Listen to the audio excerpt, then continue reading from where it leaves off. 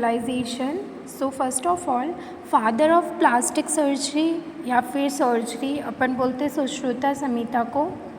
Father of aseptic surgery है Joseph Lister, while father of modern surgery है हेलिस्टर। सो method sterilisation है क्या? स्टेरिलाइजेशन एक प्रोसेस है जिसके अंदर अपन जो भी अपने बैक्टीरियल, वायरल या फिर प्रोटोजोअन, फंगल कोई भी इन्फेक्शन है उसको रिमूव करके किसी भी ऑब्जेक्ट को या फिर कोई भी अपना इंस्ट्रूमेंट है उसको अगर अपन एसेप्टिक कंडीशन में लाते हैं, इन्फेक्शन फ्री कंडीशन में लाते हैं, उसको अपन बोलते हैं स्टेरिलाइजेशन। सो इसकी एक डेफिनेशन है method by which during surgery instruments used are sterilized by deactivates or removal or kill the bacteria, virus, fungi, protozoa, parasites and etc. इसकी एक और डेफिनेशन है sterilization is infection by bacteria, fungus and virus. So in this जब अपन बात करते हैं by heat, तो heat दो टाइप से अपन इसको कर सकते हैं। It may be dry heat और मोइस्ट हीट। तो जो ड्राई हीट होगी वो एकदम ड्राई होगी और मॉइस्ट हीट के अंदर मॉइस्चर होगा। सो ड्राई हीट की जब बात करते हैं इसमें अगेन दो मेथड्स हैं, हॉट एयर ओवन और बाय फ्लेम। तो एक तो है कि आप सीधा फ्लेम पर रख दीजिए और दूसरा है कि हॉट एयर ओवन यूज़ किए। तो हॉट एयर ओवन एक मशीन होती है, इट्स एन इंस्ट्रूमेंट जिसके अंदर अपन कोई भी ऑब्जेक्ट रखते हैं और वो स्टेरलाइज हो जाता है। तो ये इसके अंदर अपन 160 डिग्री सेल्सियस रख सकते हैं फॉर 1 आवर, 180 डिग्री सेल्सियस रख सकते हैं फॉर 30 मिनट्स, 190 डिग्री सेल्सियस रख सकते हैं, दो टाइम के लिए रख सकते हैं 6 मिनट और 12 मिनट। 6 मिनट में अनरैप्ड जो भी होते हैं और 12 मिनट के अंदर रैप्ड आइटम्स है वो अपने हो जाते हैं।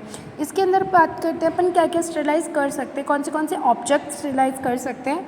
सो ग्लास ऑब्जेक्ट स्टेरिलाइज हो सकती है, पेट्री डिश हो गई, बीकर हो गया, टेस्ट ट्यूब हो गया, पाउडर हो गया या फिर स्टील यूटेंसिल्स हो गए। पेट्री डिश मैं आपको बता देती हूँ, इस टाइप की डिश आती है, इसको अपन पेट्री डिश कहते हैं। और जितने भी क्लास ऑब्जेक्ट्स हैं, बीकर्स वगैरह हैं या फिर स्टील यूटेंसिल्स है, वो सारे इसके अंदर अपने स्टेरिलाइज हो सकते हैं। Next we talk about the by flame. तो फ्लेम के अंदर अपन सीधा उसको अपन फ्लेम ऑन करेंगे और उसके ऊपर ऑब्जेक्ट रख देंगे। तो इसके अंदर ये होता है कि ये टाइटेनियम वायर जो होता है उसका एक लूप होता है। तो बेसिकली इसमें होता क्या है, ये जो अपने बाई फ्लेम पढ़ा है तो इसके अंदर अपन टाइटेनियम वायर लूप यूज़ करते हैं। ये टाइटेनियम का बना वायर ऐसा होता है और एक लूप होता है, ये स्टेरिलाइज होता है इसके अंदर। और ये जो होती है पेट्री डिश, अब अपन देखते हैं कि ये एक्चुअली टाइटेनियम वायर लूप आता कब है काम में।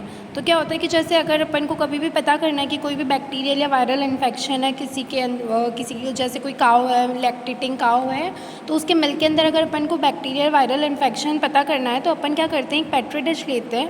पेट्री डिश मैंने आपको पहले बताया था, ऐसी पेट्री डिश होती है, प्लेट लाइक स्ट्रक्चर होती है, छोटी सी कांच की बनी हुई। तो वो पेट्री डिश लेंगे, इसके अंदर अपन है ना एगार एगार सॉल्यूशन भर देते हैं। तो जो एगार एगार सॉल्यूशन है अपना वो पाउडर फॉर्म में होता है बेसिकली, उसको अपन मिला इसके अंदर अपन भर देंगे पानी के अंदर मिला के। फिर उसके बाद में यहाँ पे जो अपन अपना जो सैंपल है वो सैंपल रखेंगे। ये अपन ने जो अपना सैंपल था दूध मिल्क का वो अपन ने सैंपल रख दिया है। अब उसके बाद में अपन क्या करेंगे, देखेंगे अपन इसके अंदर ऑब्जर्व करेंगे कि जो एगार एगार सॉल्यूशन है ये सॉल्यूशन एक्चुअली में ग्रो करवाता है किसी भी बैक्टीरिया या फिर कोई भी वायरस, कुछ भी अपने पास में अगर कुछ भी एजेंट है, जैसे बैक्टीरिया अपन मान के चलते हैं, तो कोई भी बैक्टीरिया है उसको ये प्रोटीन प्रोवाइड करवाता है और उसको वो ग्रो करवाने में हेल्प करता है। तो ग्रो करवाने की वजह से है ना इसके आसपास है ना उनकी कॉलोनीज़ बनने लग जाएगी। तो उसके आसपास जैसे जैसे छोटी छोटी कॉलोनीज़ बनेंगी यहाँ पे, तो यहाँ पे अपने पास में अपन को पता चल गया कि ग्रोथ हो गई है। उसके बाद में अपन एंटीबायोटिक्स लेंगे। एंटीबायोटिक्स की स्ट्रिप्स आती है, जैसे कि बंदी होती है अपनी, ये बंदी है, इस साइज़ की एंटीबायोटिक्स की स्ट्रिप्स आती है। तो वो एंटीबायोटिक की स्ट्रिप्स ली जाती है और एंटीबायोटिक की स्ट्रिप्स रखी जाती है, उस पर पूरी नेमिंग और लेबलिंग वगैरह होती है। जैसे कि अपने पास में अगर ये एक एंटीबायोटिक की स्ट्रिप यहाँ ये साइज़ पड़ा हो गया, ये एक एंटीबायोटिक स्ट्रिप्स अपन ने, ये इनकी कॉलोनीज़ जहाँ जहाँ पे अपन को दिखेगी माइक्रोस्कोप में अपन देखेंगे, वहाँ पे इनके एंटीबायोटिक्स के अपन स्ट्रिप्स रख देंगे।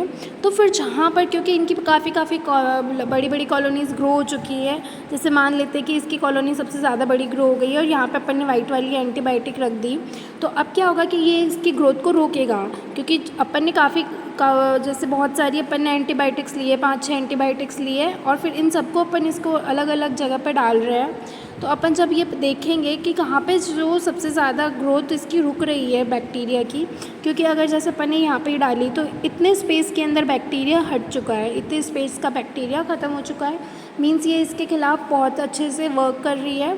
तो यहाँ पे इनको नंबरिंग दी जाती है, फिर minus minus minus minus minus plus plus minus plus plus plus और प्लस प्लस प्लस। तो इस तरीके से इनको नंबर दी जाती है, जैसे ये फर्स्ट बैक्टीरिया के लिए और ये सेकंड बैक्टीरिया के लिए, ये थर्ड के लिए, ये फोर्थ के लिए, ये एंटीबायोटिक्स की नंबरिंग एक्चुअली। तो इसके अंदर जो बैक्टीरिया जैसे ये वाली जो होती है अपनी, ये हाईएस्ट मानी जाती है और ये लोएस्ट मानी जाती है।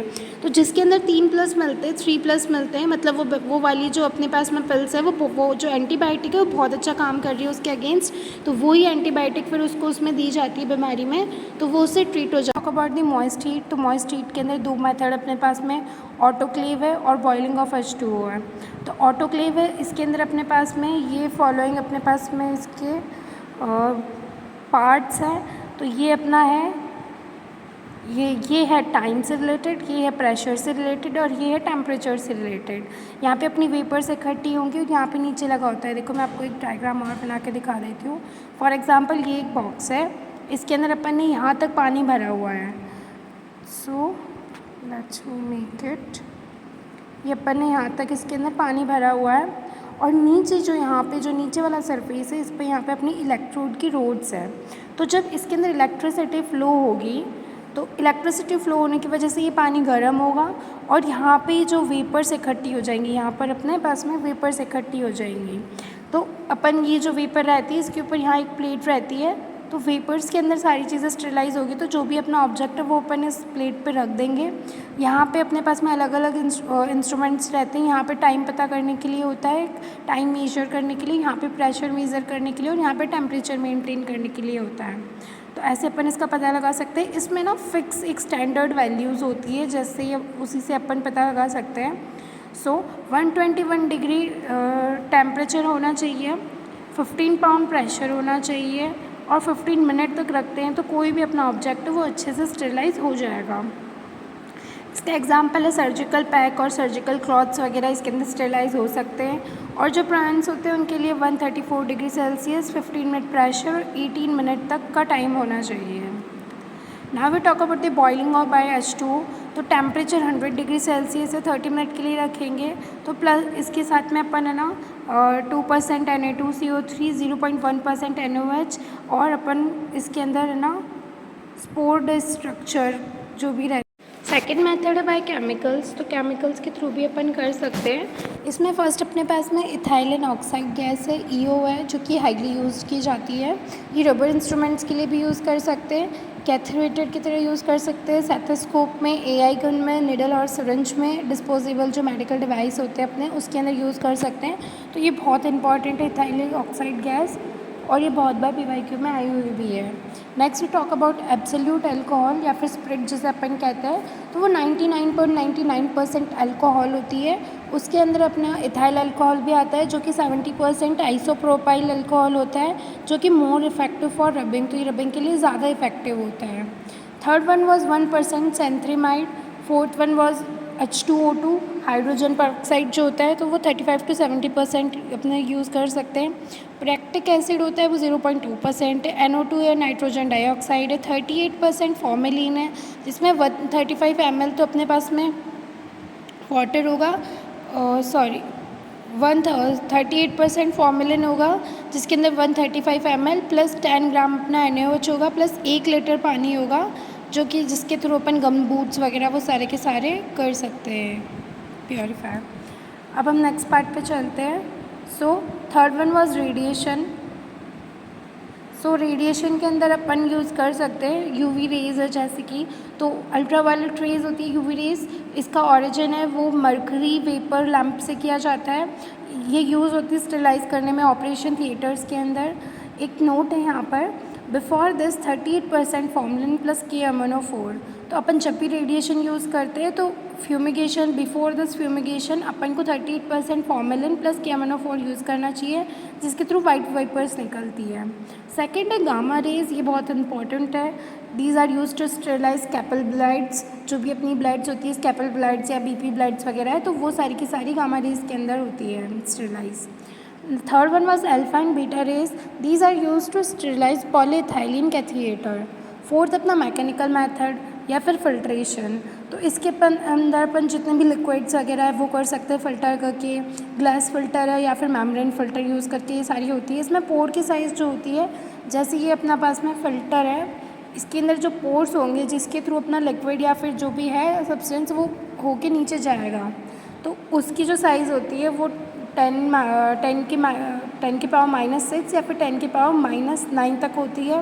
बैक्टीरिया की साइज़ होती है अपनी जैसे वो है मेनली 10 की पावर -2 से 10 की पावर -5। तो अगर अपना साइज़ जो है अपने होल का वो 10 की पावर -6 होगा तो इसमें से बैक्टीरिया वगैरह फ़िल्टर नहीं हो पाएंगे। इसका एग्जांपल है Seitz filter, Berkefeld filter made up of unglazed porcelain. So यहाँ पे ये टॉपिक ख़त्म होता है। नेक्स्ट टॉपिक हम नेक्स्ट लेक्चर में देखते हैं।